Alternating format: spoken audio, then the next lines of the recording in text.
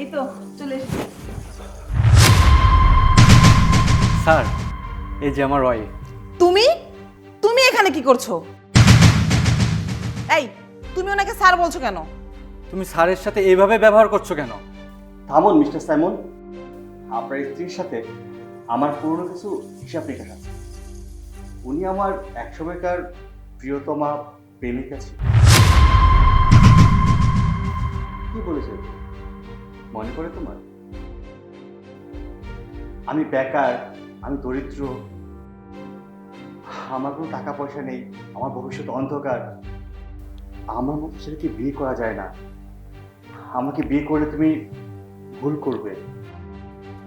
কিন্তু একটু ভেবে দেখো, আজকে কিন্তু তুমি আমার সামান্য একজন চাকরের স্ত্রী।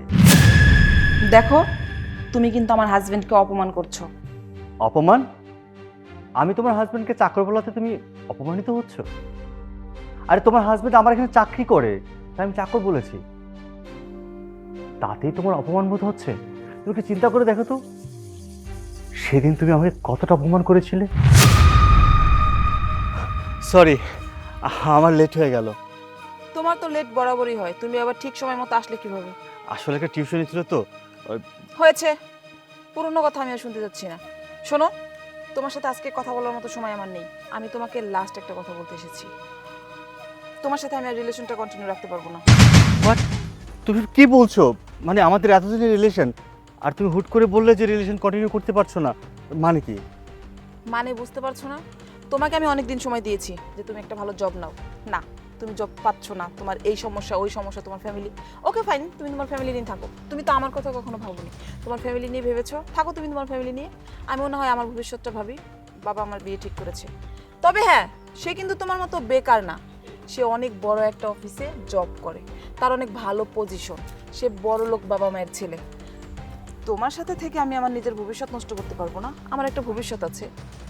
দেখো, মানুষের ভাগ্য পরিবর্তন হতে সময় লাগে না, আমি তো চেষ্টা করছি, হয়তোবা হয়ে যাবে। তোমার ভাগ্য কোনো দিন পরিবর্তন হবে না। তুমি যেমন আছো ঠিক তেমনটাই থাকবে। যাই হোক, তোমার সাথে কথা বলে আমি আর সময় নষ্ট করতে চাচ্ছি না। আমাদের সাথে এতদিন যা ছিল তুমিও ভুলে যাও, আমিও ভুলে যাই।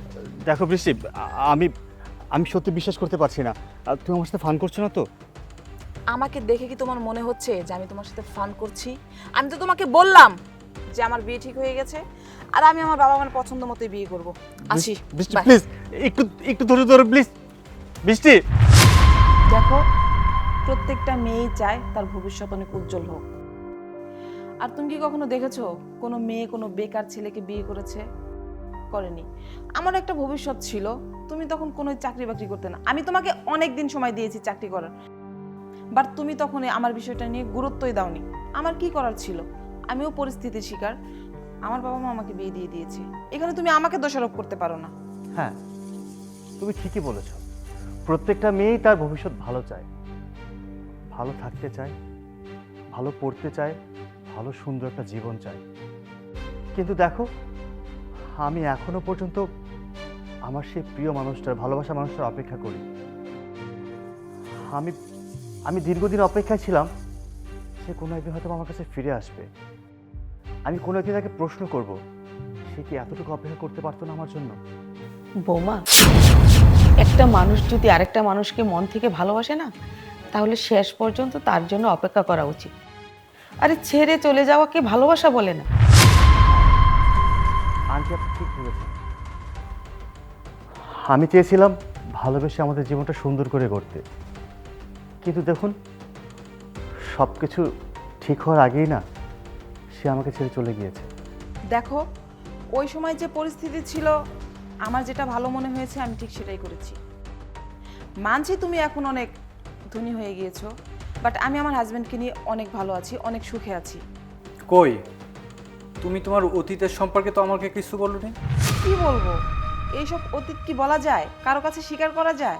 থামুন মিস্টার সাইমন, আপনার স্ত্রীকে আপনি কিচ্ছু বলবেন না, কারণ আপনার স্ত্রীর সাথে বোঝাপড়াটা আমার সাথে।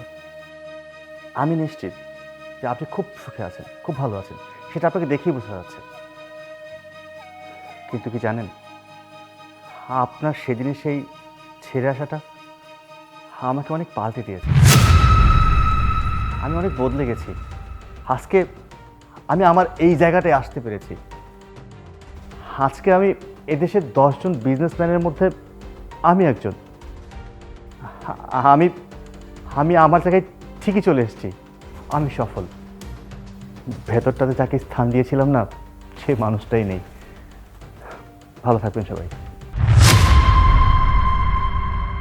ছি বৌমা, আমি তোমাকে অনেক ভালো জানতাম। তুমি একটা সময় এত লোভী ছিলে, সেটা কিন্তু আমি জানতাম না।